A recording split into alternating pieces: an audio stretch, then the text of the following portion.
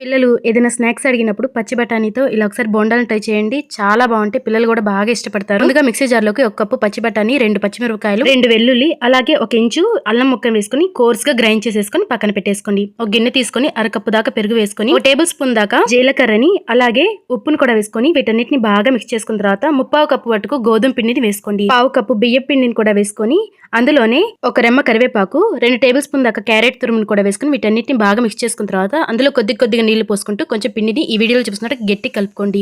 ఇలా కలుపుకున్న తర్వాత మనం మిక్సీ పట్టుకున్నటువంటి ఆ బఠానీ పేస్ట్ని కూడా వేసుకుని మొత్తం ఒకసారి బాగా మిక్స్ చేసేసుకుని 1/2 టేబుల్ స్పూన్ దాకా వంట సోడాను కూడా వేసుకుని వీటన్నిటిని మిక్స్ చేసేసుకోవాలి. బ్యాటర్ అనేది ఇలా ఉండాలండి, అది గుర్తుంచుకోండి. ఇప్పుడు ఈ పిండిని 10 నిమిషాలు పక్కన పెట్టేసుకున్న తర్వాత బాగా కాగుతున్న నూనెలోకి ఇలా పునుగుల్లాగా ఒక్కొక్కటిగా వేసేసుకోండి. మంటని మీడియం ఫ్లేమ్ లో పెట్టుకుంటూ గోల్డెన్ కలర్ వచ్చేదాకా ఫ్రై చేసేసుకోవటం. ఇదే విధంగా మిగిలిన బోండాలు కూడా వేసేసుకోండి. అంతేనండి, ఎంతో టేస్టీగా ఉండే పచ్చి బఠానీ బోండా రెడీ. చాలా బాగుంటాయండి, తప్పకుండా ట్రై చేయండి.